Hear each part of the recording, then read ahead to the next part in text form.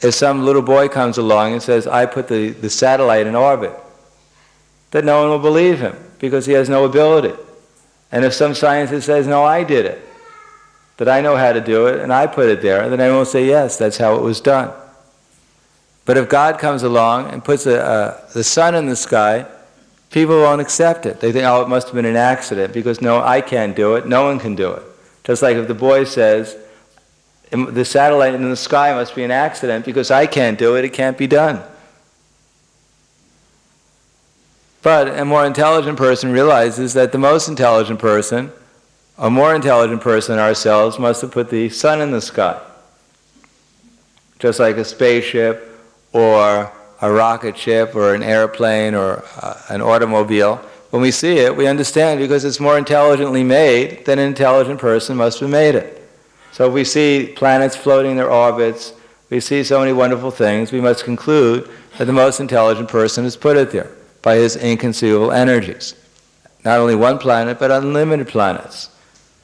So those who have more intelligence, they can understand how Krishna is God, and those who have even more intelligence, they can understand how God himself finds himself happier being a devotee than being God. In the material world, everyone wants to become God, and in the spiritual world, everyone, even God himself and everyone else, wanted to become a devotee of God. So that's the difference between the material and the spiritual world. Of course, Krishna is also happy being God. We shouldn't think that's his only business. He's happy being God too, and he's happier being a devotee of God. So we can be God also. Little gods, but we'll never become the big God. But we can become more than the big God by becoming a devotee of God. Just like one devotee prays that I don't want to see Krishna, or I don't want to worship Krishna, I'm going to worship Nanda Maharaj because Krishna as a little boy is crawling in his yard as a baby of Nanda Maharaj. So why should I worship this baby? I should worship the person who's controlling this little baby, Nanda Maharaj. Therefore, it is prayed, Aradhyo Bhagavan Vrajesha Tanusta Dhamma Vrindaranam Rajavadu Varagena Vakalpitaha Srimad Bhagavatam Pramanam Amalam Prema Pamartamahan Shri Chaitanya Mahaprabhur Idam Matam Idam Tatrarya Vapara. So the devotee is praying not just to worship God, but he's worshiping God in the form of the son of the Isha of Vrindavan. That is Nanda Maharaj, the son of Nanda Maharaj. So this is Krishna in his most relishable form. This is the form that can only attract devotees in a certain mood. Generally, everyone is oppressed by opulence and power. Especially in this material world, everyone is trying to get opulence and power, but at the same time, what really impresses people the most, what they're always talking about, is true love. I used to have a song when I was younger, probably one of the few songs I remember, that true love never dies. And that's true. True love never dies. That's why there is no true love in this material world, because everyone dies.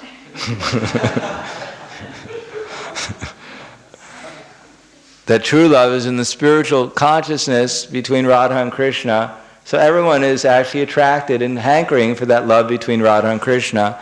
Unfortunately, due to ignorance, people are trying to imitate it, just like trying to enjoy an apple in the water, the example is given. That anyone who tries to enjoy apples in water, you can go to the reservoir of water and the tree is standing there and there's a reflection and there are so many apples in the water. So those who are trying to sell the apples that are in the water, those who are buying the apples in the water, those who are diving in the water to get what they bought, they deserve what they get,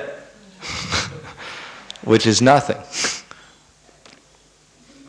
So those who are intelligent, they try to understand where the real tree is. Urdvamalam adakshakam ashvatam prahur aviyam Tridansi yasya parnani yastvam veda savedavit. Tadas, what is it? What's the first word? No. What's that? Adasya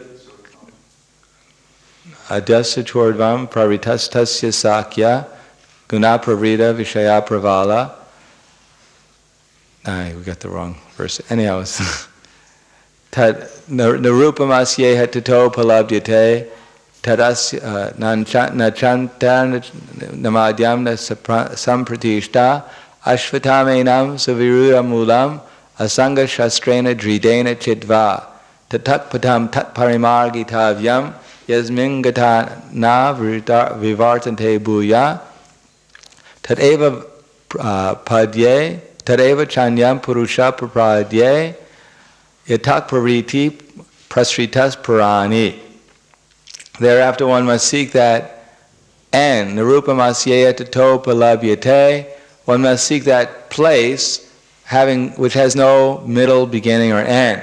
And having go there, one has to surrender to the Supreme Lord. One has to cut out the strongly rooted tree by the weapon of detachment. In other words, to go back to that spiritual consciousness, to go back to the spiritual world, one has to do it with a weapon of detachment.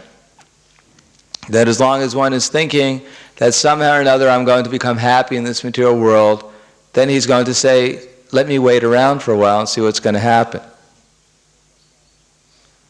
Just like Prabhupada at one time, he was describing what the end of Kali Yuga is going to be like.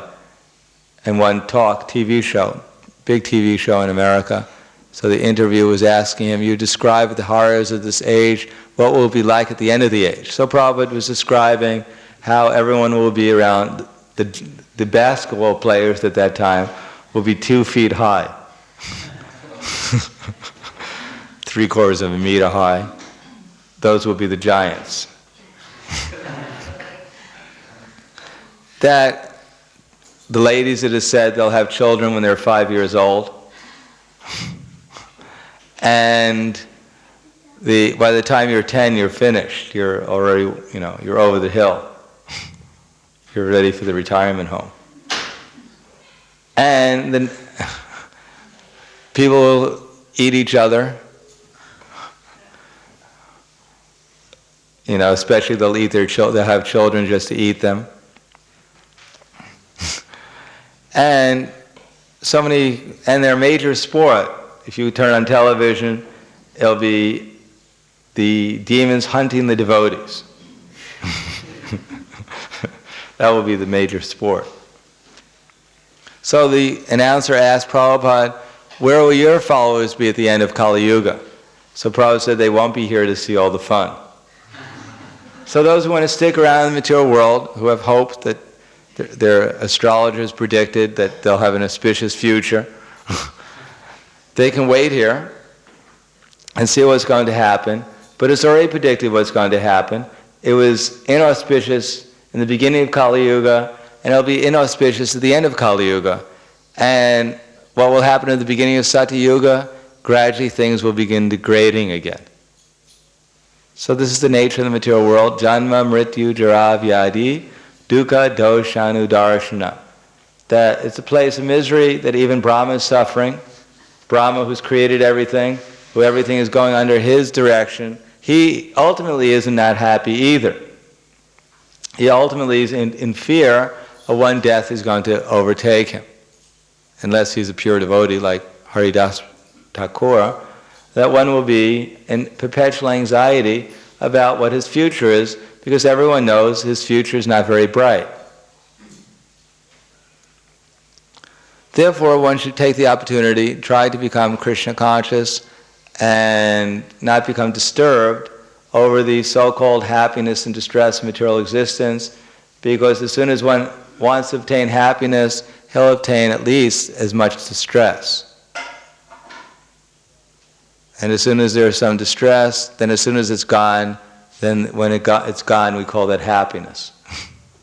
So this happiness and distress in the material world, there are different phases of illusion, but our Krishna consciousness, that's reality. So I'll stop there. Thank you. Are there any questions?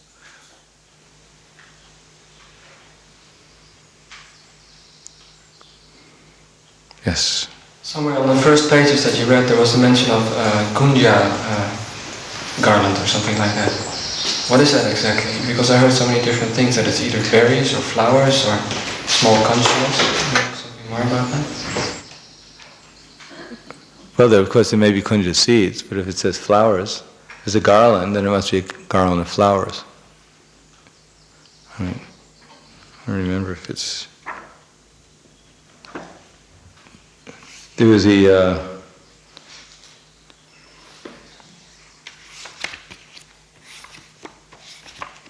Do we have a botanist here? Actually, Gary Overkamp wears a kunja gown. It's this red and black. It's kind of no, it's kind of bean. So that's kunja berries? Those are the berries. So that's the garland it's referring to? There is that, in Vrindavan, there's that seed which is black and whitish. Yeah, but it's also red and whitish. But Chaitanya Mahaprabhu offered that to Raghunath Das. Those are berries. Those are like berries.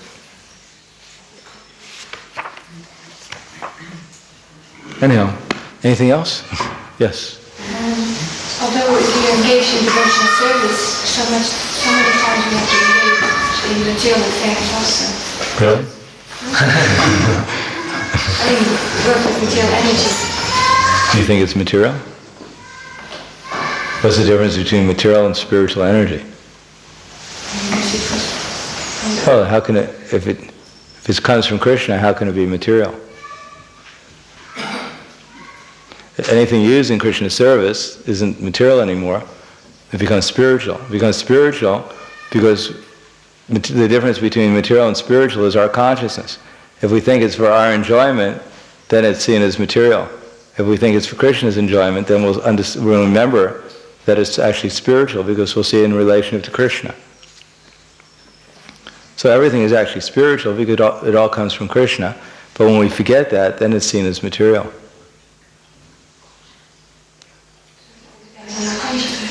Yeah. Everything depends on us. Of course, something depends on Krishna too, but if we want to become Krishna conscious, Krishna will help us.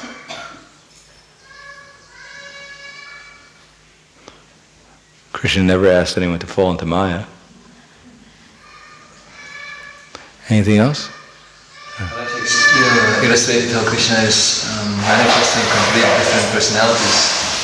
And in Chaitanya Charitamrita we read many times these personalities like Radhadesh also have different persons in them. Is that something similar to what Krishna is doing, or is it not to be compared? Well, I don't know if they have like different persons in them. I don't know that either. I don't think it's like that. They may have different aspects of their personality. Therefore, in that sense, but I don't, just like Ramananda Roy, he said he's partially an incarnation of Arjuna and partially he's an incarnation of Vishaka Gopi. But in his incarnation of Arjuna, just like Krishna was asking, Arjuna was asking Krishna questions and he was giving answers. So he had that relationship with Lord Chaitanya. So that aspect of his personality came out. And also he was acting as the assistant of Chaitanya Mahaprabhu in the form in the mood of Radharani. He was acting as an assistant in the mood of Vishaka Gopi. So I don't know whether it was like Arjuna was there and they were having a tag team. Tag team or, pass the baton on to the next relay runner. It's time for a Vishaka to come out. I don't think it was like that. I think just as Krishna reciprocates according to the mood of the devotee, so sometimes the devotee, he manifests different moods according to the mood of Krishna. I heard one class from Viraj Maharaj, and he was saying that Bhishma Dev, there was a Bhishma Dev from the spiritual world and Bhishma Dev from the heavenly planets joining one Bhishma.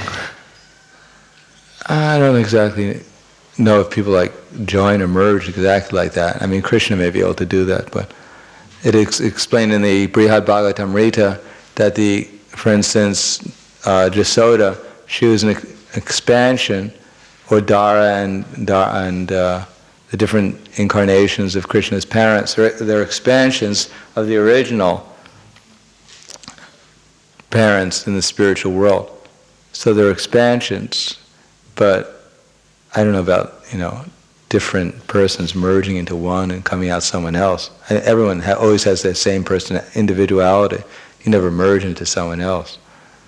But different aspects of your personality may come out, and sometimes for the more exalted personalities, they can expand sometimes even as demigods and manifest different personalities in that form. Like read, for instance, Yudhishthira is a partial incarnation of Dharmaraj. What does that mean then? He manifests some of the qualities of Dharmaraj, of Dharma, of his father Yamaraj. So, just as Krishna has all unlimited qualities, so the devotees also have so many different qualities, and sometimes they can manifest different personalities and qualities. That way they become incarnations. Yeah. About the Panchatattva, they also in Krishna Lila, they're also doing their role. Yeah, sure. As explained here, Narada Muni is Srivas Thakur is Narada Muni, Gadadhar Pandit is Radharani, Advaita Acharya is a combination of, he's like a real combination, Mahavishnu and Sadashiva. God can do that. And Lord Nityananda is Balaram, and Lord Chaitanya is Krishna.